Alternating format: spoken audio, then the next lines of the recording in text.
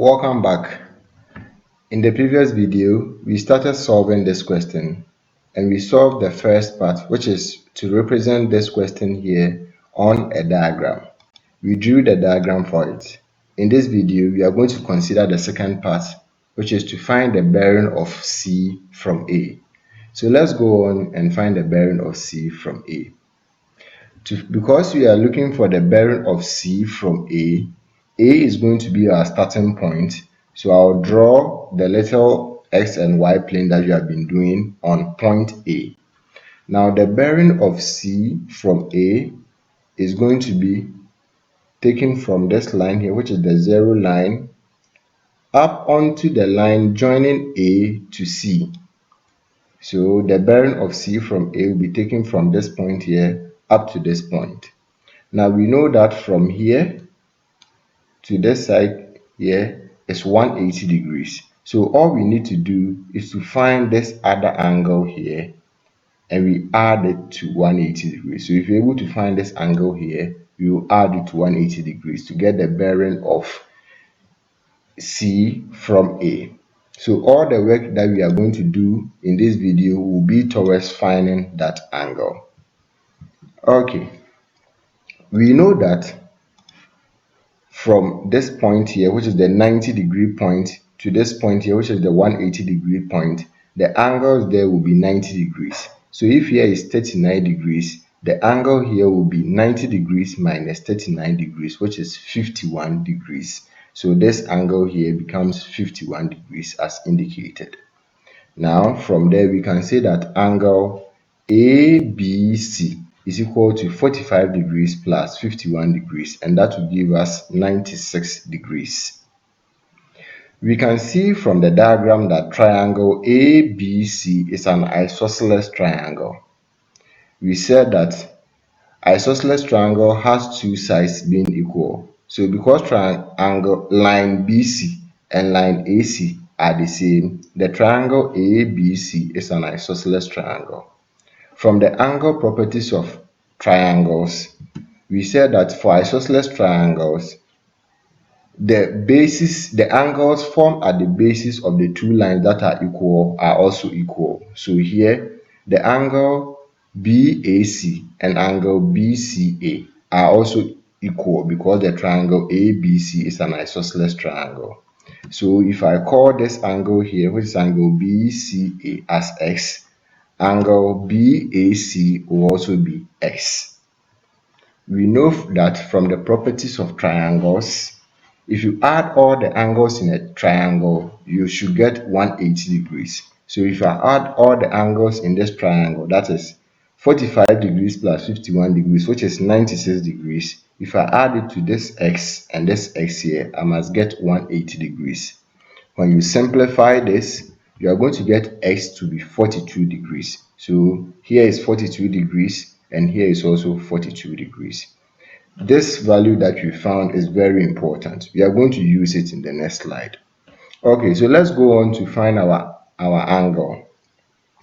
We are finding the bearing of C from A. So as usual, we will draw this diagram here on point A. Okay, we know that the bearing of C from A will be given by this angle here.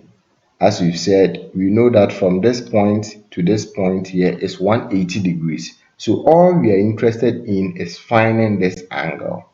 When we're able to find it and we add it to 180 degrees, we will be able to find the bearing of C from A. Now, how do we find that angle? Look at something here. You can see from this diagram that if we extend this line here, this line, if we extend it and we extend this line to, oh sorry, I'm going to draw the line again so that you get it very well. Okay, so this is what I mean. If we extend the line above and we extend this line to, you can see that these two lines are parallel lines. They are never going to meet. So this line and this line are parallel lines. If they are parallel lines, then line AB is a transversal. From the angle properties of parallel lines, you can see clearly that this angle here, the 39 degrees, and the angle here are alternating angles. Alternating angles are equal. So if here is 39 degrees, the angle that will be created here is also going to be 39 degrees. Once again, in the video on angle properties of parallel lines under plane geometry, I explained the property of alternate angles. So if you don't understand this very well, you might want to check that video and learn more about alternate angles. So the angle here, which is 39 degrees, is alternating with this angle here. So this side is also going to be 39 degrees. Now look at something here.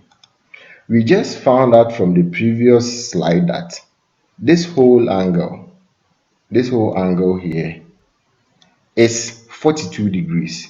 Now we have found this part here to be 39 degrees. So if this whole angle here is 42 degrees, it's 42 degrees, so you can see this one clear. The whole thing is 42 degrees, and we have been able to find this side here to be 39 degrees. Now what will be this small angle here? It's going to be 42 degrees minus 39 degrees. So this small angle here is going to be 42 degrees minus 39 degrees, and that is going to give us 3 degrees. So it means that the small angle here is 3 degrees because the whole thing is 42 degrees, and we have been able to find this side here as 39 degrees. So the small angle here will be 3 degrees. Now look at another thing too. Don't forget that this is the 180 degree point. Okay, so this is the 180 degrees point, and this side here is the 270 degrees point.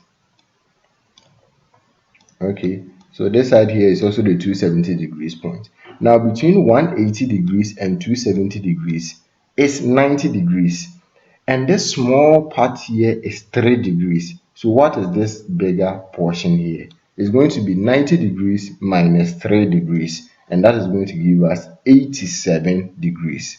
So you see that we have been able to manipulate the diagram in order to get the angle here which we were interested in, and now we have been able to find it. That angle is 87 degrees. As soon as we find that angle, all we need to do is to add it to 180 degrees in order to get the bearing of C from A, because as we said, the bearing of C from A will be measured from this line, which is the 0 line, in the clockwise direction up onto the line joining A to C. From this side to this side here is 180 degrees. The angle left here, which is this, has also been found as 87 degrees. So we add 180 degrees to 87 degrees to get the bearing of C from A, and the bearing of C from A has been found as 267 degrees. So we have been able to use our diagram to find the bearing of C from A. I hope you enjoyed this video. If you did, don't forget to like and subscribe. Subscribe by clicking on the subscribe button that you find below. If you subscribe, you are going to get more videos on my channel. Don't forget to share the link with other people who might also be interested in this. In the next video, we are going to learn how to solve distance bearing problems. Bye bye.